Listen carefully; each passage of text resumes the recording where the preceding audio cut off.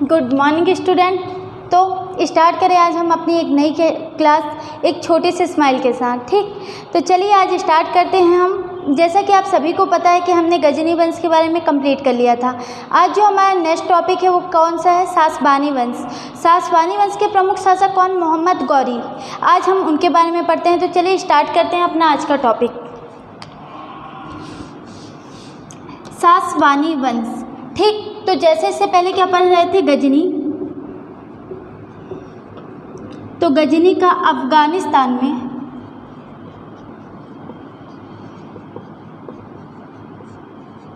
अफगानिस्तान में पतन के बाद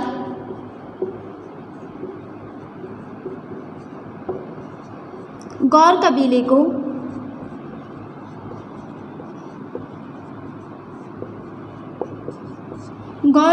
को शक्ति मिली। अगर हम गौर कबीले की बात करें, गौर कबीला है कहाँ? तो गजनी एवं हेरात के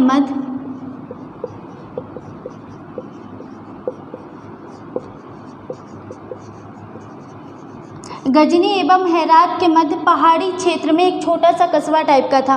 कौन? गौर कबीला। ठीक, और यहाँ के प्रमुख शासक की अगर हम बात करें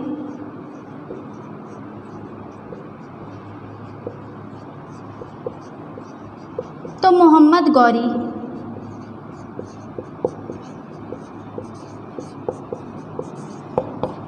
अब आते हैं कि गौर कबीले को सासवानी वंश के नाम से कैसे जाना जाता है। ठीक, तो आइए स्टार्ट करें इसे भी। तो गौर में जो वंश था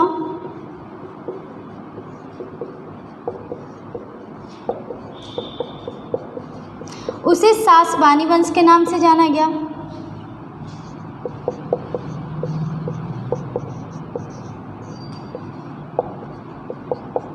सासवानी वंश के नाम से जाना गया। और वहाँ के प्रमुख शासक कौन है? मोहम्मद गौरी, जो कि आप लोगों को पहले ही बता चुकी हूँ। चलिए अब आगे बढ़ते हैं, मोहम्मद गौरी के बारे में जानते हैं कि मोहम्मद गौरी कौन थे, भारत में आक्रमण का क्या उद्देश्य था। जैसा कि आप सभी को पता है, जितने भी विदेशी आक्रमण थे किसी न किसी उद्देश्य से ही भारत पे आक्रमण किए हैं। तो आइए आज हम जानते हैं मोहम्मद गौरी के बारे में कि उन्होंने ऐसा क्यों किया। तो आइए मोहम्मद गौरी के बारे में जानते हैं। मोहम्मद गौरी कौन थे? मोहम्मद गौरी, इनके अगर हम पूरे नाम के या वास्तविक नाम की बात करें तो इनका वास्तविक नाम क्या था?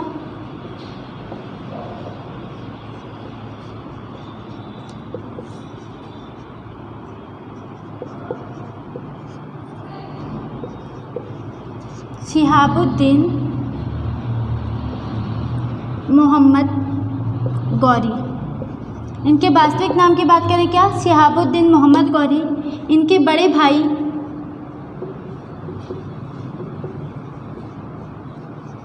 गयासुद्दीन मोहम्मद गौरी। गयासुद्दीन मोहम्मद गौरी, जिन्होंने 1163 ईस्वी में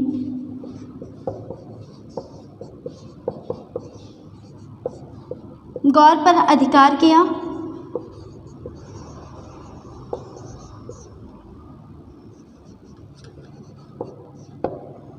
और इसे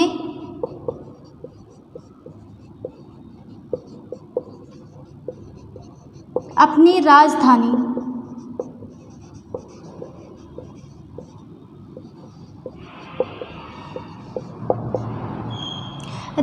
बनाई। और 1173 ईस्वी में, तो इनके बड़े भाई की बात करें हम तो गयासुद्दीन मोहम्मद गौरी इनके बड़े भाई का नाम था। 1163 ईस्वी में इन्होंने क्या? गौर पर अधिकार किया और इसे अपनी राजधानी बनाकर एक स्वतंत्र राज्य के रूप में स्थापित किया। अब आगे बढ़ते हैं। तो गयासुद्दीन ने क्या किया? 1173 ईस्वी में गौर को मोहम्मद गौरी को सौंपा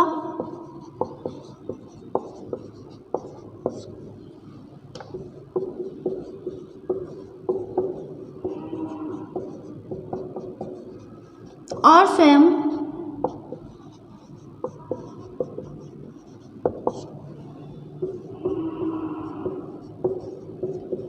गजनी पर अधिकार कर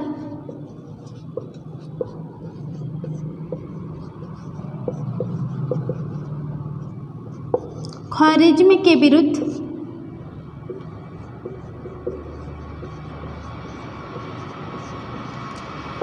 संघर्ष प्रारंभ किया।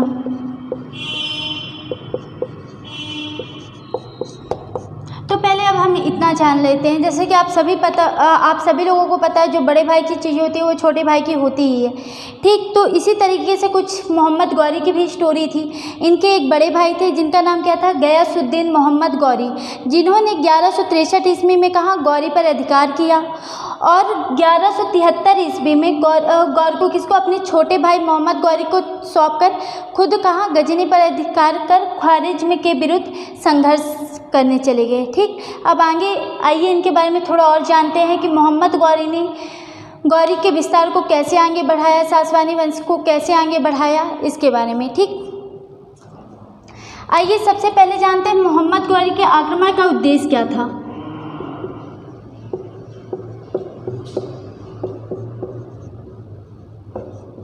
हेडिंग डाल लीजिए, आक्रमण का उद्देश्य। तो मोहम्मद गौरी के आक्रमण का उद्देश्य मुस्लिम साम्राज्य की स्थापना करना था।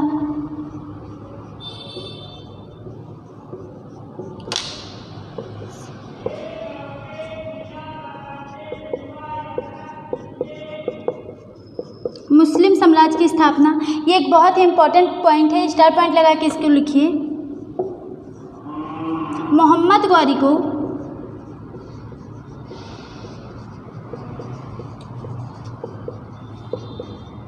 वास्तविक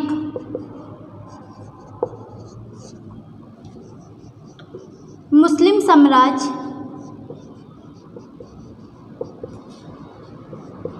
का संस्थापक माना जाता है।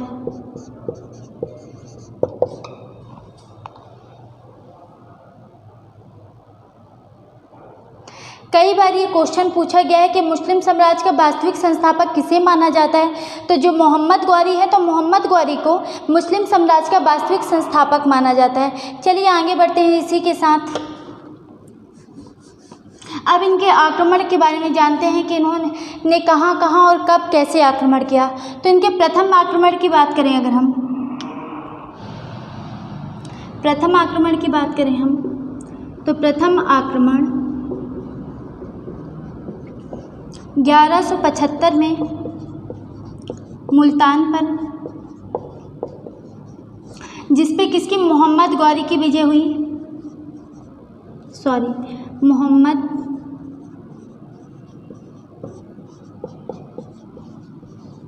गौरी की विजय।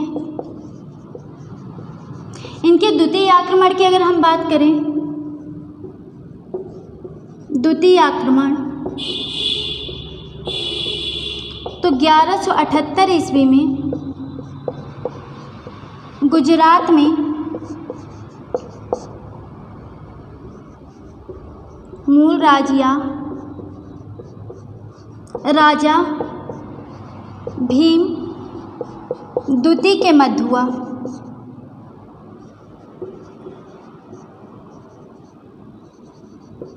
जिसमें मोहम्मद गौरी की क्या हुई, पराजय। मोहम्मद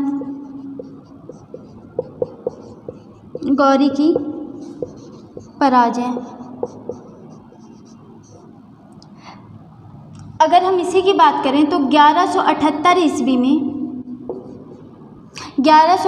ईस्वी में भारत में मोहम्मद गौरी की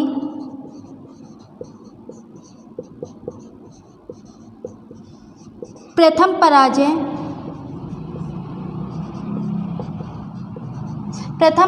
थी। मोहम्मद गौरी की प्रथम पराजय भारत में कब थी, तो 1178 ईस्वी में, जब उन्होंने गुजरात पर आक्रमण किया था और वहाँ के राजा ने इन्हें पराजित किया था, ठीक।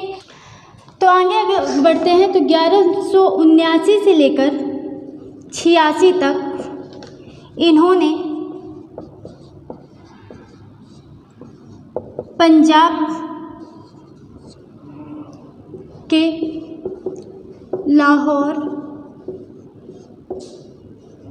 सियालकोट, भटिंडा,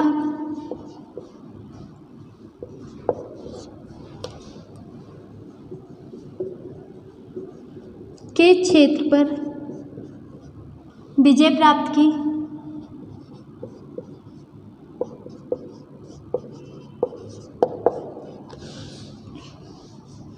विजय प्राप्त की 1189 से 86 तक इन्होंने पंजाब के लाहौर, सियालकोट और भटिंडा के क्षेत्र पर विजय प्राप्त की। तो जैसा कि आप सभी ने सुना होगा कि अगर कोई भी चीज़ बहुत अति होती है या बढ़ती जाती है तो उसका विनाश जरूरी होता है।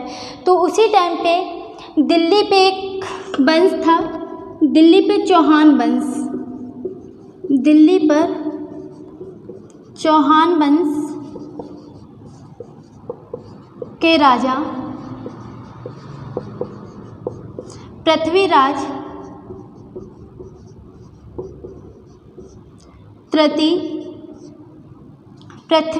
चौहान तृतीय के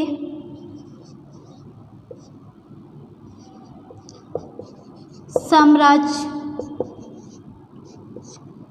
का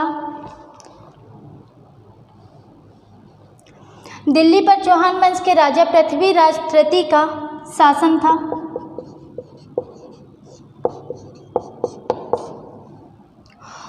और जब मोहम्मद गौरी दिल्ली पर पहुंचे तो वहां के राजा पृथ्वीराज तृतीय चौहान और मोहम्मद गौरी के मध्य युद्ध हुआ। तो इनके बीच कितने युद्ध हुए? 2। मोहम्मद गौरी एवं पृथ्वीराज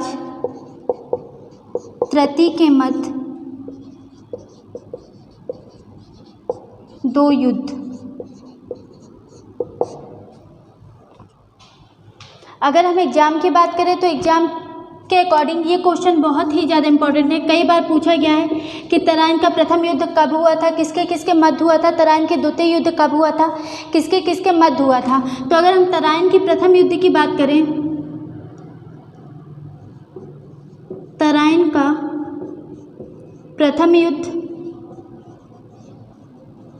1191 ईस्वी में पृथ्वीराज चौहान तृतीय एवं मोहम्मद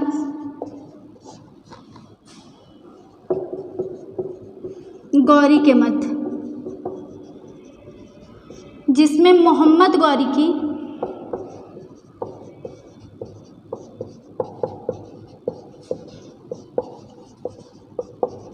पराजय हुई।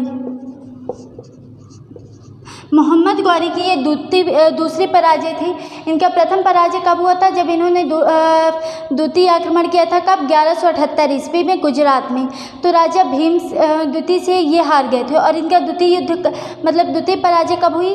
जब इन्होंने तराइन का प्रथम युद्ध लड़ा पृथ्वीराज चौहान तृतीय से। ठीक, तो पृथ्वीराज चौहान तृतीय ने मोहम्मद गौरी को पराजय किया। अब आगे बढ़ते हैं तराइन का द्वितीय युद्ध।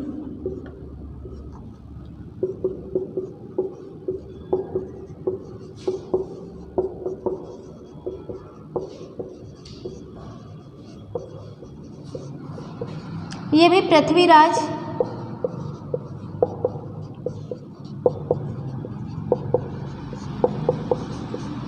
तृतीय एवं मोहम्मद गौरी के मध्य हुआ, जिसमें मोहम्मद गौरी क्या हुए? विजय हुए।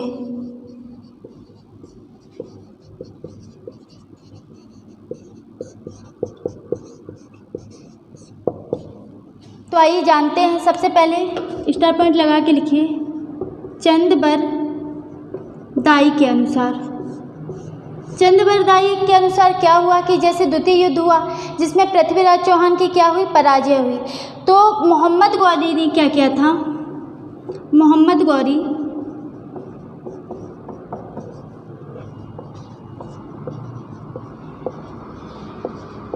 पृथ्वीराज को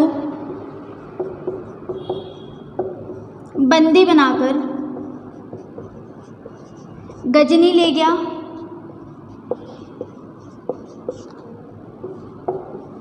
और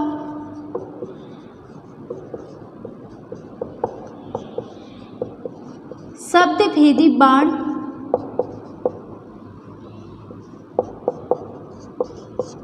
के द्वारा उसकी मृत्यु हुई। कई बार आपको ये देगा कि मोहम्मद गौरी ने पृथ्वीराज चौहान को बंदी बनाकर गजनी ले गया और शब्दभेदी बाण के द्वारा उसकी मृत्यु हुई। ये किसने कहा था? चंद बरदाई या फिर और भी राइटर के नाम दे देगा तो आप लोगों को ये पता होना चाहिए कि किसके अकॉर्डिंग था, चंद बरदाई के अकॉर्डिंग।